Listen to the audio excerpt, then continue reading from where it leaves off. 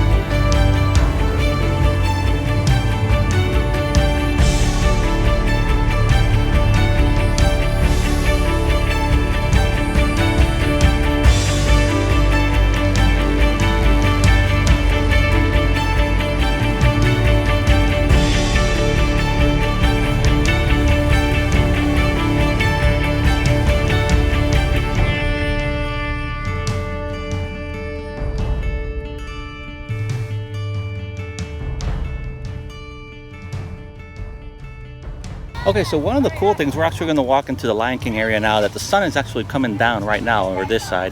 So anything that we take over here, the sun's going to be coming from this side, so we can get some really cool sunset shots. I'm going to go inside so I can show you exactly what I mean. Okay, the first spot was actually here, but it looks like Rafiki's gone. He's probably taking a vacation. But I swear he was right here. He was right here. And this was an awesome shot because you got the sunset coming down right there across the trees. And you had him here. I guess we'll skip this spot. Okay, here we're coming up on another really cool shot. And you got the Lion King with the sun cracking there behind the building.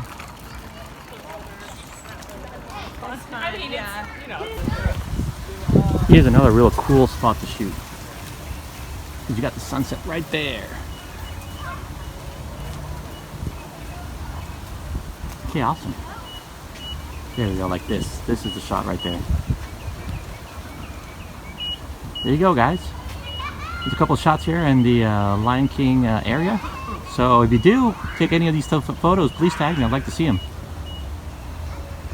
Okay, so we're here at the Little Mermaid area, and I got Prince Eric behind me just checking out everybody who's coming in. See, it's filled with people here. They're scouting out the area. We're going to walk around this area. I'm going to show you a couple of really cool spots for photos. Let's go.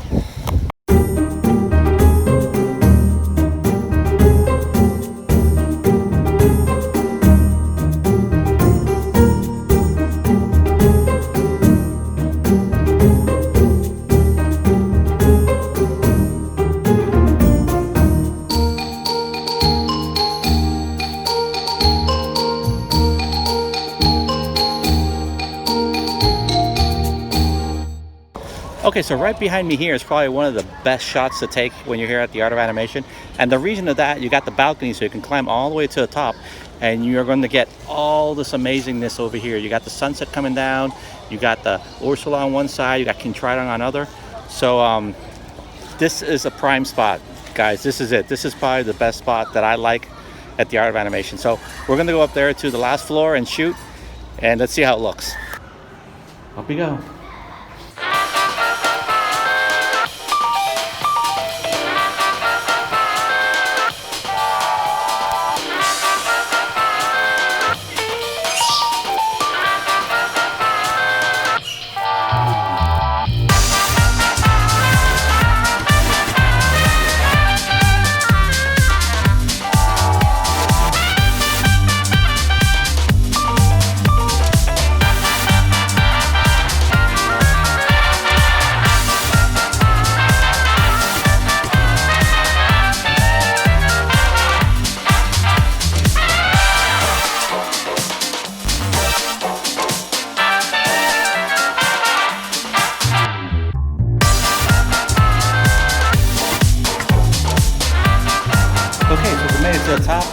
Let me turn the camera around so you guys can see what an awesome view this is. You got King Trident, you got Ursula, the whole pool, the sunset in the back.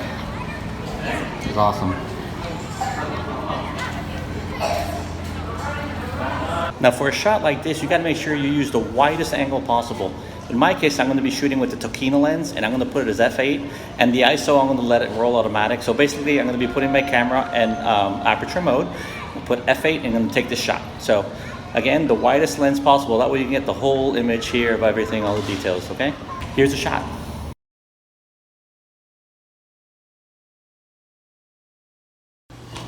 At least going down isn't as bad, you know, you just keep going. Hello. Now, one thing that's really cool of the Art of Animation and the Pop Century, that they're actually connected, and they're connected by one single bridge right here in the middle. So if you got a chance and you're here at the Art of Animation or at the Pop, make sure you take some time out to cross that bridge and check out the other side, because it's always awesome to check out the other side, okay? Okay, so we're here in the Cars Land right now, and what's behind is what we're going to shoot at night. So what's really cool of this thing is that we actually got something spinning. So I'm going to show you how to shoot this where you got that in perfect focus and looks really cool, and this looks cool also, okay? So now it's just a waiting game until it gets nighttime, so let's look for a spot to crash.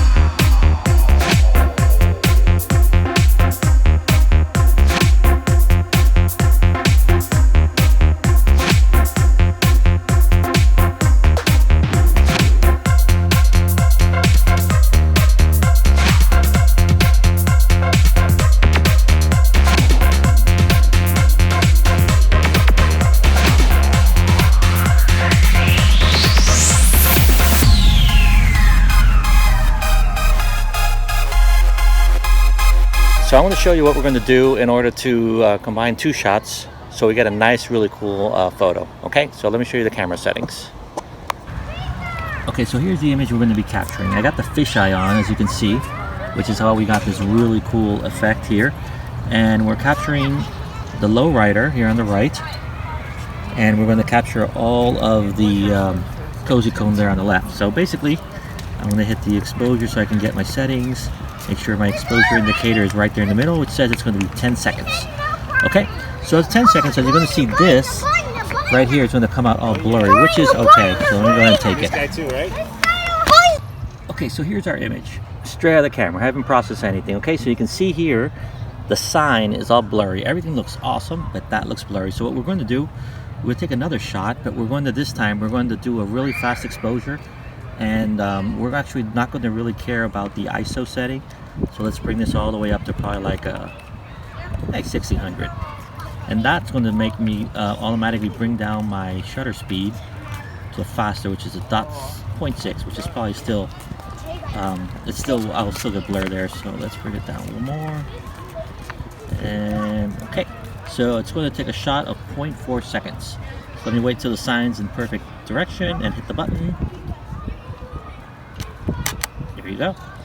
Okay, so now you're going to see that the sign looks perfect, but obviously the image is not the best quality. So let's go ahead and put these two images in the computer and mix them together and get a perfect image. Okay, so let's go ahead and edit the photos. So you've seen here I've gone ahead and imported the two photos into Lightroom, and we got the two photos. Here's the one that I took at ISO 100, which was 10 seconds. You can see the sign came out all blurry, which is fine. We're going to fix that with the second one. And I actually got some other lines here. It looks like somebody was walking around with a cell phone, but that's fine. We're going to correct that. And then here is the second image that I took at ISO 2500, which is less than less than half a second. And you can see here the sign looks great, and all this area, there's no lines and no crazy things. So we're going to combine these two photos to get the best of the both worlds.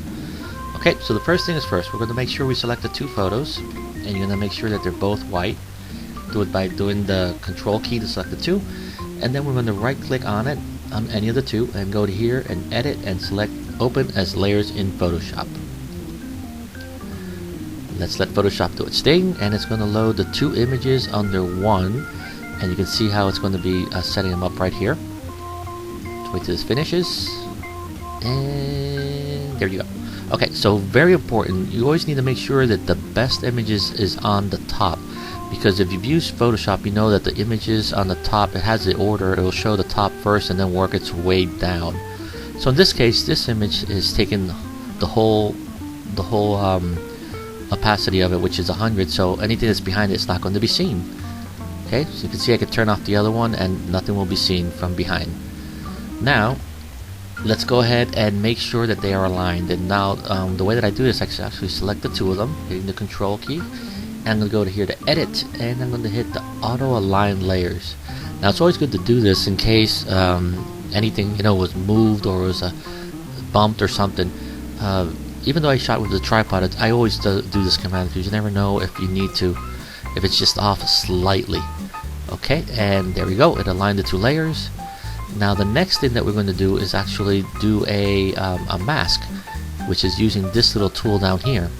And what this does is that I can actually paint what I want to filter through or allow through the image to show through the back one. By default, it's going to bring up a white one, which means that nothing gets filtered through. It's basically saying, okay, it's the same, everything's white, so everything is white is not going to be filtered through. So just like before, you can see I can turn this layer on and off, and nothing will change. Okay, so now I'm going to get with my brush, and I'm going to select the black, make sure it's black, and whatever I paint black is going to be filtered through, which means it's going to show what's behind it. So I'm going to paint right over here, this little, our sign here, and I'm going to paint over this. You want to make sure that you're clicking on the mask, because if you click over here and paint, this is what's going to happen, and we don't want that to happen. So we're going to click over here, make sure we're on the mask, and we're going to just paint over the areas that we want to allow the one in the back to show. Now I can see here that since I did the masking around this, it looks a little darker than what the other one is, so I'm just going to go ahead and paint the rest of the sky here. No big deal. So that way it looks balanced. So I got the best of both worlds here. I got the ISO 100 car here, shot at ISO 100, and then I got the sign here without it spinning. So I got the best of both worlds. Now one thing I do see, I do need to crop this a little bit, because you can see I got a little line here which doesn't look nice. So I'm going to select the two of them again, and I'm going to hit the crop, which is here, and I'm just going to bring this a tad down, just to crop that little corner, that pesky little corner. Enter, and bam, there you go, perfect edges. Okay, so let's save this, and I'm basically going to close it, and it's going to reload into Lightroom. And now we have a third image, which is this one. And you can see that it actually, since we're using raw files, again, we don't modify the raw files. Lightroom won't modify them. It'll just create a file with the changes. But since we did do a merge of two files, it creates a new one with a TIFF extensions. And now here we got our shot. And let's do some basic editing here. Highlights down so we can get some details. Not that much. Bring up the shadows. No. Let's bring down the black a little bit. Exposure so it looks nice and bright. A little clarity to give some sharpness, vibrance a little bit, just a tad. I think it's a little too much, too orangey. Okay. A little brightness. I think it's got a little too much orange in there, so let's bring the orange down. That. Let's bring the blue up, which will make this actually the sky darker, but it'll give it that really cool blue effect. Sharpening, sure, why not? Masking like I usually put over there, and a little noise reduction doesn't hurt. And if we want to do some other cool stuff, the lens correction, we could turn this on, but since it's a merged file, it will not find the lens profile. So Let's just turn that off. And then another thing I like to do sometimes is the vignette, which is all the way on the bottom, and we'll just put a little darker to the left. And there you go, guys. There's our image. Cool. And that is how you merge two files to get the best of both worlds. We got a perfectly shot ISO 100 file here, and we got the sign up here, which is not moving. Now you can tell the difference actually. For example, here, if I go to ISO 100, you can see how sharp it is. But if I go to the sign and zoom in, you can see the dots, which is obviously the digital noise because I'm shooting in high ISO. But since people will mostly look at the car, it's going to look really cool. That's it, guys. That's how you merge two files. Okay, so now you're either brave or very dumb and do stuff like this, which is I'm standing in the kiddie pool, which I think this is Spokesman's favorite spot here. So I'm shooting with my fisheye here, and I'm shooting the friend on the other side. I'm going to flip it so you guys can see him. Right there, I got my fisheye on it, waiting for him to spit some water so I can get the picture.